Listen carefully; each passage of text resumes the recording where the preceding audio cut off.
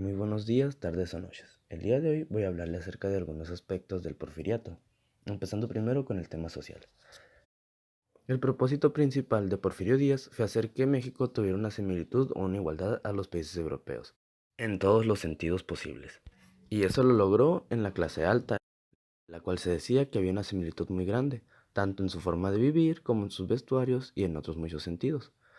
Por otra parte, la clase media y baja vivía a los márgenes de los procesos técnicos sociales, lo cual generaba una inconformidad de la clase media y baja.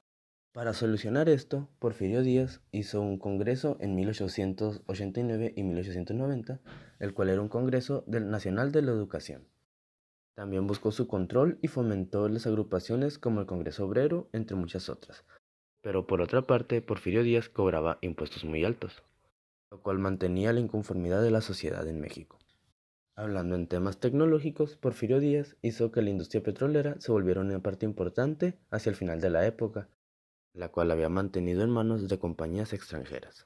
Asimismo, hizo una extensión del sistema ferroviario, la cual era el mayor medio de transporte en México, de la cual estaba encargado José Ives Limatur, secretario de Hacienda en aquellos entonces.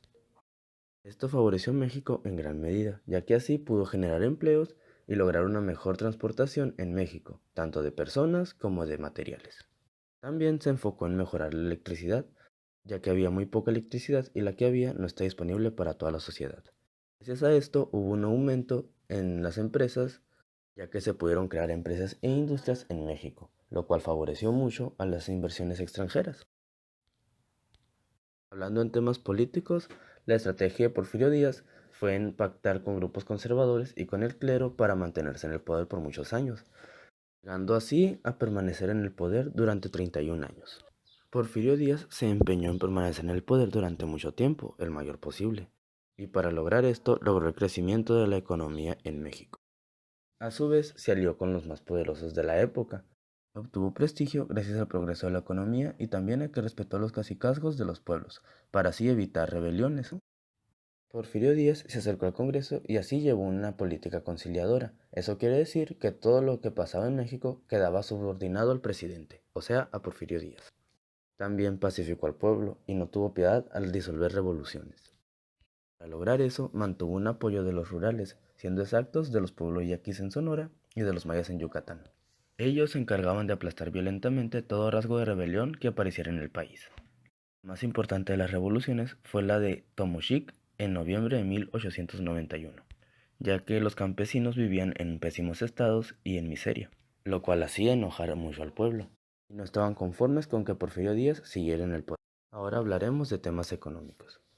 En el Porfiriato la economía experimentó un cambio muy importante en todo el territorio mexicano, principalmente en el ámbito económico debido a la inversión extranjera.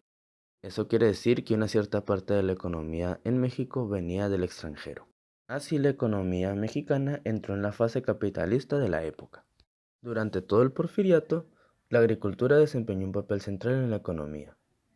Pero a inicios del siglo XX, el desarrollo económico del porfirismo perdió impulso, la tasa de crecimiento de la producción industrial disminuyó, los productos agrícolas como el maíz y frijol aumentaron de precio, lo que redujo el consumo interno de la mayoría de la población hasta un 57%.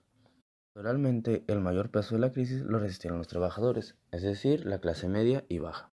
Y en 1905 el gobierno realizó una reforma monetaria en la cual el peso se devaluó hasta en un 50%. Es decir, 2 pesos mexicanos equivalían a un dólar. Eso provocó una inflación en el país y a su vez un incremento de la deuda externa que había en el país también. Mas sin embargo, fue la crisis económica mundial de 1907 la que frenó el desarrollo del país. La crisis económica obligó al comercio mexicano a recurrir a la ventajosa solución de obtener nuevos préstamos del exterior. Y para 1909, la deuda pública nacional llegaba a los 450 millones de pesos, deuda la cual perdura hasta hoy en día. En conclusión, Porfirio Díaz aportó muchas cosas a México, tanto cosas buenas como cosas malas. Por una parte, ayudó a pacificar el país y a unirlo en cierto modo con los grupos indios. Ayudó a mejorarlo en aspectos tecnológicos y culturales. Pero a su vez mantuvo una dictadura de 31 años, hizo una deuda la cual perdura hasta la fecha de hoy en día y aumenta. Y también empobreció a la mayoría de la población, la cual habita hasta la actualidad.